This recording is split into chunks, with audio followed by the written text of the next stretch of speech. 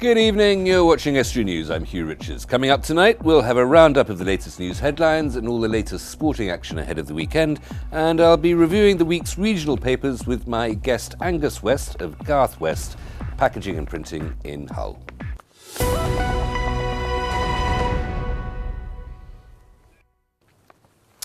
The MP for Hull North is set to lead a debate in the House of Commons next week. Labour MP Diana Johnson will be handing in an initial petition with 2,000 signatures trying to save jobs at BAE Systems in Brough. Signatures have been collected in and around the city over the last few weeks.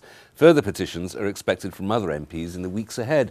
Staff from the company held a rally in Queen Victoria Square earlier this month, protesting the cut of nearly 400 jobs. Ms Johnson joined the protesters. BAE has indicated that it intends to keep compulsory redundancies to a minimum, and the Prime Minister has said the government is committed to support all those affected. Lincolnshire Police are urging farmers, churches and landowners in Lincolnshire to be vigilant against metal thefts. It comes after a hike in the value of scrap lead, copper and steel, making it attractive to thieves. Premises vulnerable to metal theft include farmhouses, heritage buildings and historic properties where metal can be found. The force says people should review their security and remove from temptation any vulnerable items. One of Europe's leading fashion chains is pulling out of Scunthorpe. Swedish-based H&M, which is based in the parishes, will cease trading today after more than 14 years in the town.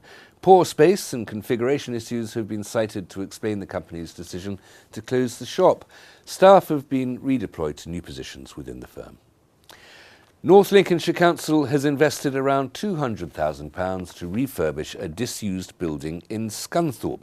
The building on Willoughby Road will provide a new home for the Little Rascals preschool. They've moved there from their old base at Methodist Church Hall in Riddings. A secure lobby has been created along with modern kitchen facilities. The work has been funded by an early years capital grant from the Department for Education, that grant matched by the council. Beverley is gearing up for its annual Festival of Christmas. The town centre will be transformed for Christmas shoppers with over 120 stalls selling Christmas gifts and locally produced food and drink. There'll be 4 traditional Victorian Christmas markets. Over 60,000 visitors attended last year's event. The festival takes place from 10 a.m. to 4 p.m. on the 10th of December. Father Christmas will start the show with his sleigh and reindeer in a Christmas parade.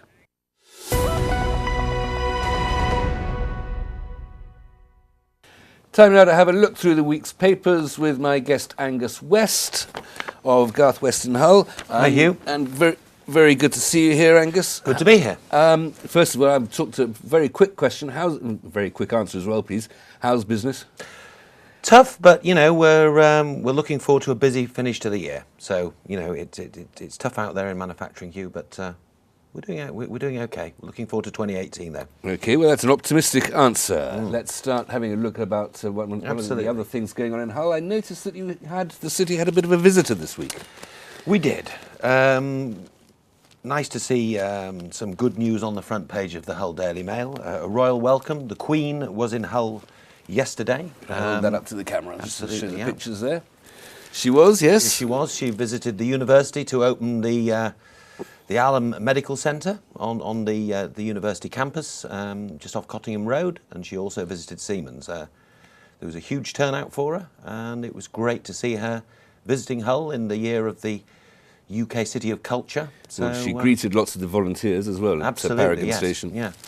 So it's good to see Her Majesty visiting the city. 91 years old, I believe. Fairly spry for a 91-year-old. She's not doing too bad as the old girl, is she? She knows how to wear a bunch of sparklers, though, doesn't she? Absolutely. Not necessarily available to everybody. I think she was greeted very, very warmly, and unfortunately, I'd hoped to see her. I've had the good fortune to have met the Queen years ago in my youth, but so I didn't get the chance to see her yesterday. But it looks like plenty of people enjoyed meeting Her Majesty, which is And great.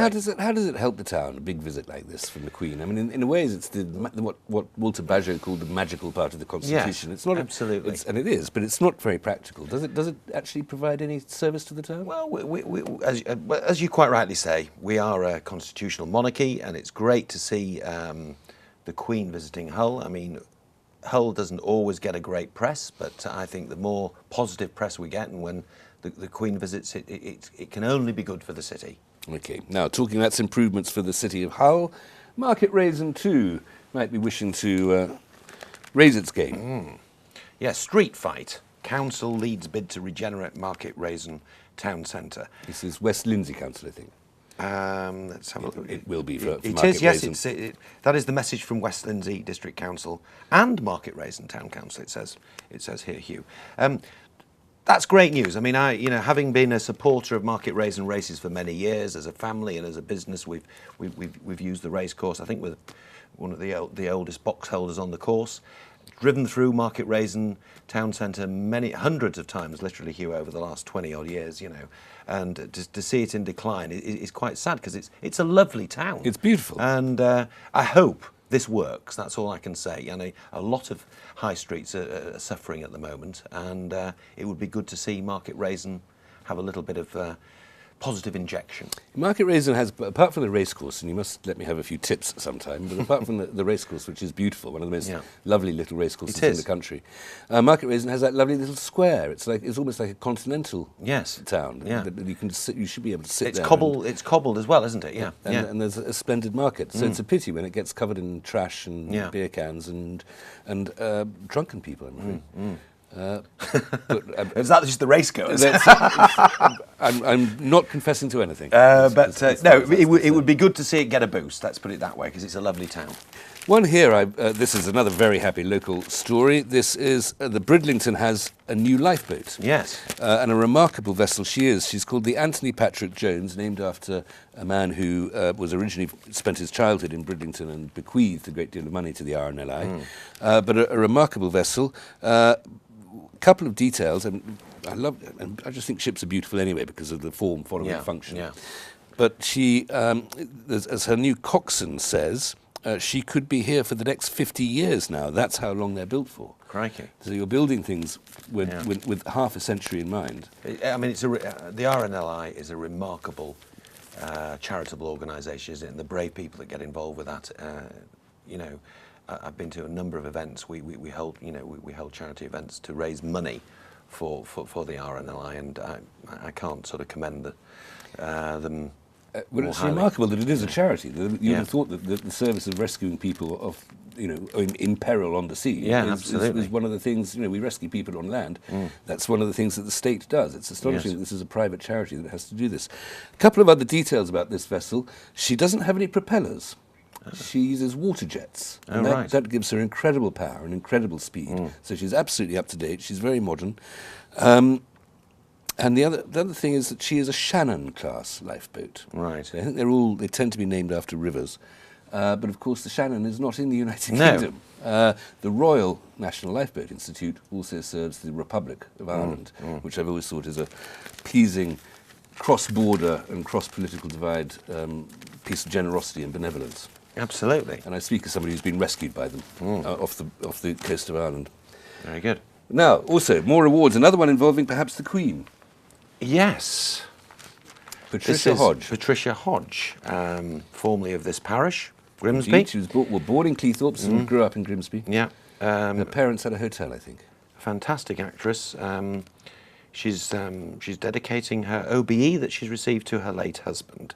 Cleethorpes actress Patricia Hodge has received an OBE on Tuesday in a special ceremony at Buckingham Palace. Now, we know her, of course. She's a very well-known face. Back in the 80s, she was one of the stars of Rumpole of the Bailey. She was, yes. With Leo McKern, written by John Mortimer, of course. Yeah. And nowadays, she's done an awful lot of work ever since, and all sorts of other things. Well, as I mentioned to you, she was Margaret Thatcher in the Falklands play, which she was incredible in that, and I would recommend that to anybody. I think it was kept off the air for a number of years by the BBC because they thought it was too sympathetic to Margaret Thatcher, but she certainly played it far better than Meryl Streep, let's put it that way, in the more recent film, and she's well, she's in Miranda, which you said, I think, to me earlier, that you didn't particularly like when you first started watching it. Now you're addicted to it. Well, I didn't. It took me a while to get used to it, to get the joke, as it were. Yeah. But she is in Miranda. But I would also like to particular our thanks at Estuary to Patricia Hodge, because almost next week will be our 4th birthday. Yeah. 4 years ago, she came and sort of cut the ribbon, as it were, to start this television station, Patricia Hodge. So, yeah, well done, Patricia Hodge, officer of the British Empire, of the Order of the British Empire. Yeah, absolutely. Congratulations. Excellent. Now, another bit of an elevation, this one of a more practical nature. From the Louth leader, yes. Yeah. Louth MP, we're talking about Victoria Atkins, aren't we? The MP for Louth and Horncastle has been promoted to, I believe it's Under Secretary role at the Home Office. Under Secretary of State at the Home Office, with responsibility for crime and various other things like that. Big job. Yeah, it's good to see a local MP be promoted into a position of, responsibility and influence. Yes, and she's only just been elected, hasn't she? Well, she's only she was elected in 2015 for the first time. She was re-elected this year, but she's still a very junior MP. Most in the ministerial career ladder, as it were, most people start as a parliamentary private secretary. She sort of jumped that rung, as it were. Although it's still, not to take anything away from her, an extremely junior job. Yes, in the government, in the Home Office, but she has some experience of crime, having been a criminal barrister. So perhaps she's qualified. Angus, anyway, I've been talking too much. I'll have to stop there as we go to a break. Join me after that when we'll continue our review of the week's papers, and Luke will have a roundup of all the latest sports news ahead of the weekend.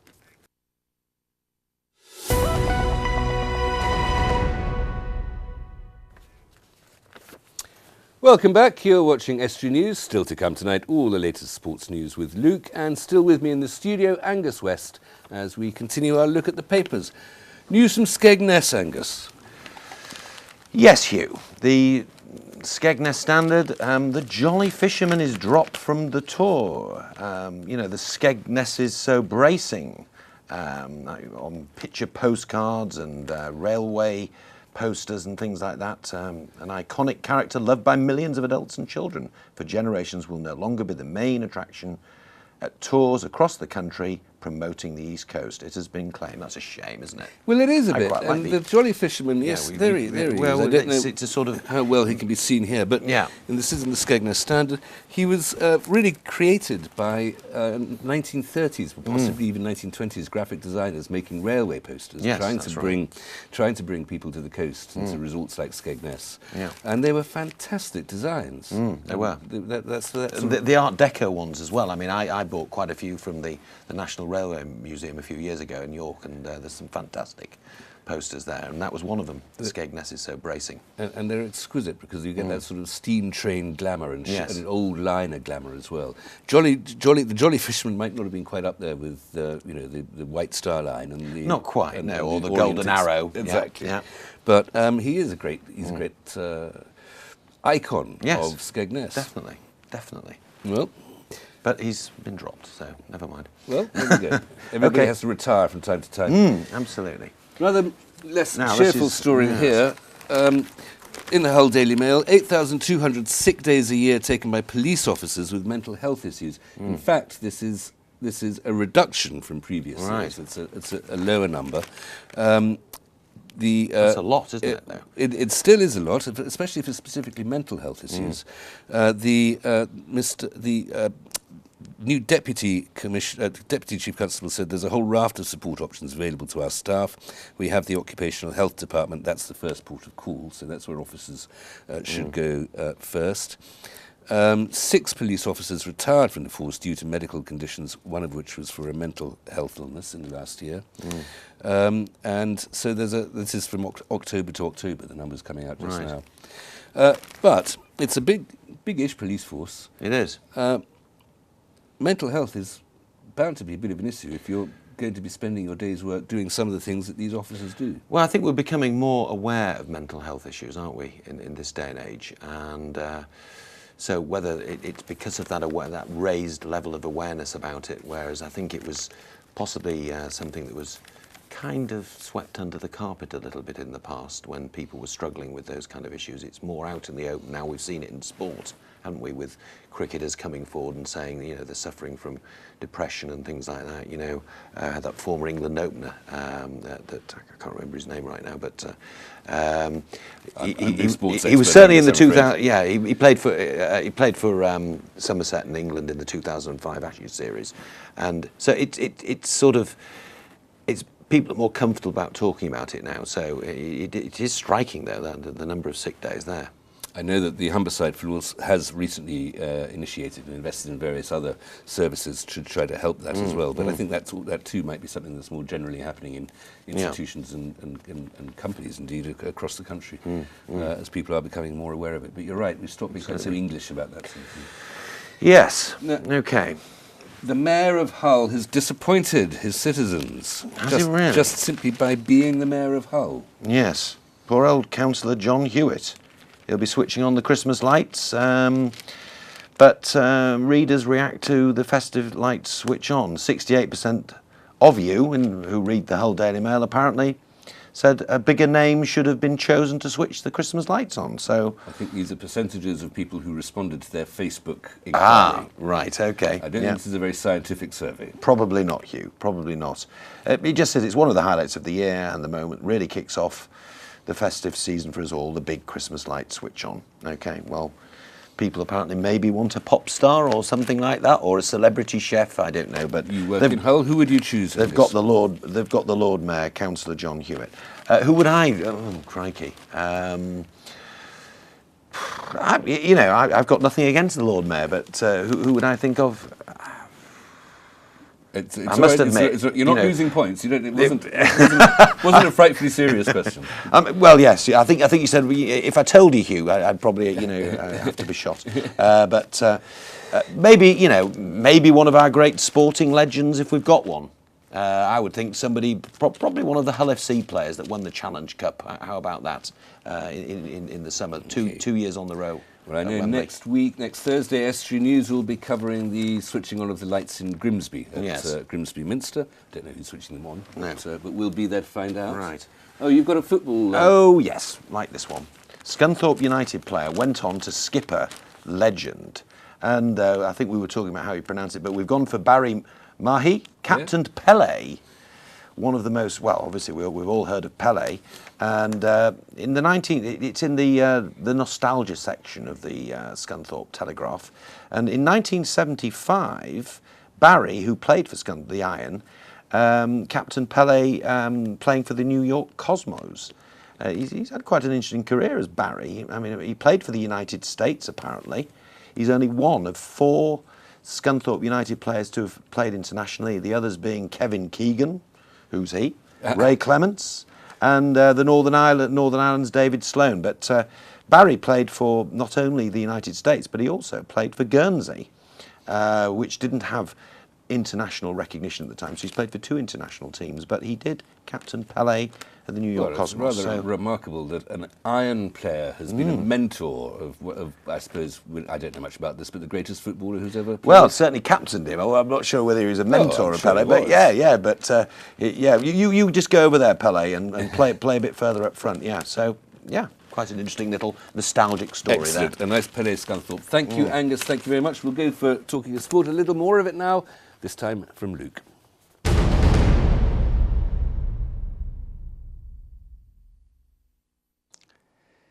Grimsby Town welcomed Carlisle to Blundell Park on Saturday as the Mariners look to bounce back after successive defeats to Plymouth and Exeter. The Mariners have no fresh injuries, with Jamie Osborne potentially making the bench, with Sean McAllister missing out through fitness and Paul Dixon serving a 1-game suspension after picking up 5 yellow cards. However, Mariners boss Russell Slade feels that Carlisle will provide a tough test as a result of the experience in the team. Well, they'll play out from the back under Keith Curl. They're quite expansive at times. They'll move the ball move the ball well at times. They've got a big target man in Bennett, so he's a threat. They've got experience. I think that's the big thing. They've got experience. Big Clint Hill at the back, experienced defender, as you know. So, and throughout the side, you see that they've got a lot of experience, a lot of know-how. So, yeah, it was a good result that they got at home last week, and so they'll be coming here full of confidence. Hull City return to action on Saturday when they host Ipswich Town at the KCOM Stadium. Leonard Slutsky's side will be looking for a return to winning wins, with Michael Hector, Andre Masuj and Evandro Goebel all in line. The Tigers have lost 3 matches in a row ahead of the international break, and the head coach is looking to oversee an improvement in results and performances. Scunthorpe United travel to play Northampton Town again tomorrow for the 3rd time in a fortnight. After Scunthorpe defeated the Cobblers 1-0 at Glanford Park earlier this week in the Emirates FA Cup to progress to face Doncaster Rovers in the next round, the Irons are now seeking 3 points in the league against Jimmy Floyd Hasselbank's side. Manager Graham Alexander says he hopes his team win another crucial game for the club. It's another big game for us because we want to get 3 points, and but we know the toughness of playing against Northampton. We've seen that in the last 2 games. You know, they've been really tight results. Thought our performance was very good the other night, but it was still only 1-0. So we have to make sure that we do things right, both on and off the ball, to make sure we follow that result with another good result. But we're not underestimating Northampton's quality. And finally, Hull FC Seacombe will be aiming to create history this weekend by reaching the semi-finals of the World Cup for the first time. However, they'll have to overcome Lebanon to do so. Tonga have lit up in this year's tournament with some of their performances. The most notable one came last week, defeating New Zealand to finish top of the pile in Group B. The game takes place tomorrow at 4 AM UK time. Meanwhile, Scott Taylor hasn't been included in England's quarter-final clash with Papua New Guinea on Sunday. Taylor made his World Cup debut in the final group stage game against France after coming off the bench. A victory for Wayne Bennett's men would set up a tantalising meeting with Tonga or Lebanon for a place in the final. And that's all for the sport. Back to Hugh in the studio.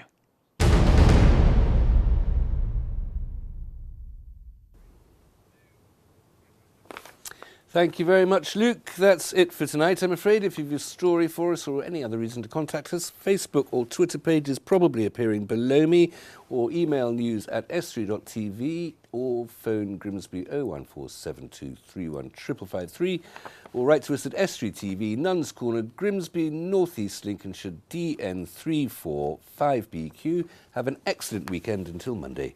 Good evening.